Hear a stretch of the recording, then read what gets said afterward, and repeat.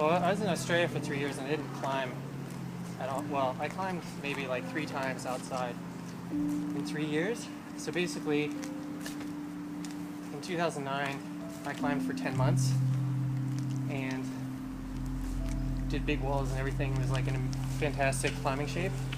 And then had 3 years of not getting any climbing at all. So this year, I wanted to do a big wall again, and then I just got invited to do another big wall in August. So the one in August I'll have a partner for, but the one in September I'm going to be all alone. So I knew I had to not just get in shape and start climbing more, I knew I had to like get in big wall shape, because I'll be climbing for 10, 12, 15 hours a day times 3, 4, 5 days straight. So in January I was sick for like a month, and so I basically really started from scratch in February with 3 years of no climbing at all, and then being in bed for a month. So I was going to the gym a lot, and I kind of fell into what I call a bad habit of going to the gym and just lifting lots of weights. And I try to do a lot of Olympic lifts, but because it's like full body, but it still doesn't really help you for climbing, or especially for big wall climbing, because if you go in and you lift as hard as you possibly can for an hour, 5 days a week, it's only 5 hours of training. And on a day when I go climbing, I might go climb for 5 hours that one day. So I went on a climbing trip in March, and it really, I realized I was in a rut, because I kept telling people, oh, I love climbing, and climbing's been my life for 20 years, because 2013 is my 20th anniversary year of climbing. But I realized I wasn't climbing. I went on this climbing trip for a week, and it was the first climbing I'd done in 2013.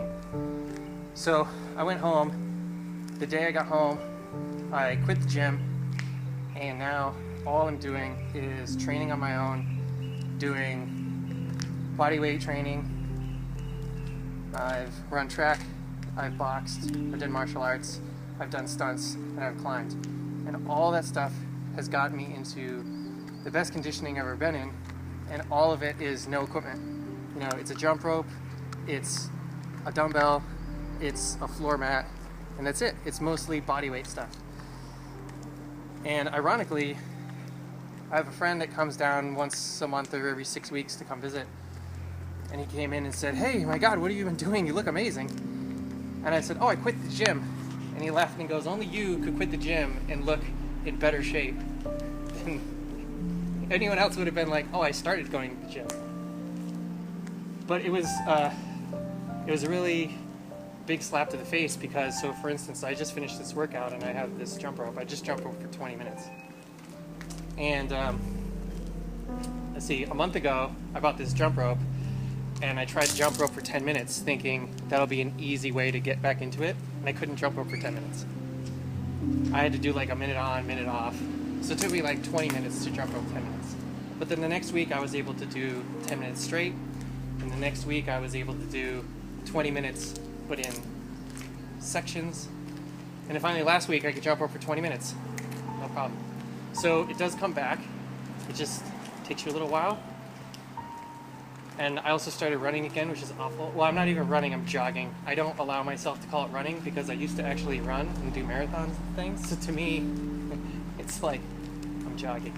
But you go out and you jog for 20 minutes, I don't care what anyone says, if you're not running, you're not running. Like, it's so good for my endurance and my cardio, and I know every minute that I run now, in August and September, I'm going to be so thankful for it when I'm up on the wall and I'm in like hour 16 of climbing and hauling and cleaning and doing all that crazy stuff with, 40 pounds of gear on me.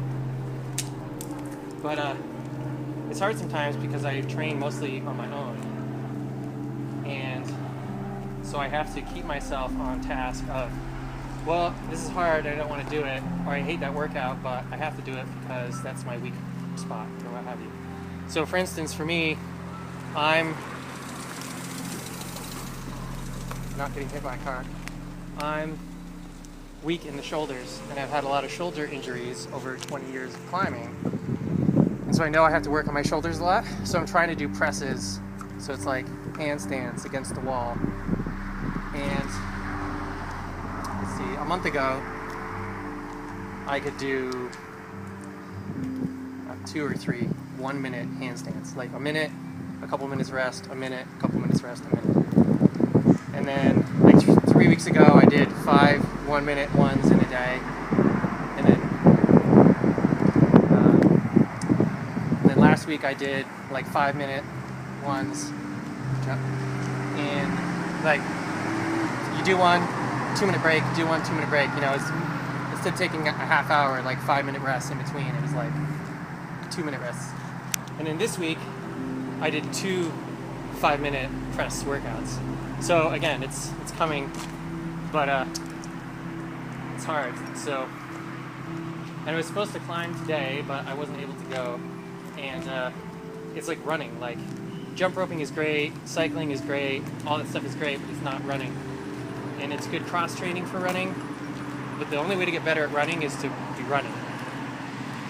And it's the same with climbing. Like I can do wrist curls and push-ups and pull-ups and run and do all this other stuff, but it's not climbing. So hopefully all the non-climbing workouts and the running and the jump rope and the presses and everything will get my body strong. And then on the days that I can climb really hard and make like big progressive leaps. So that's kind of where I'm at right now in April.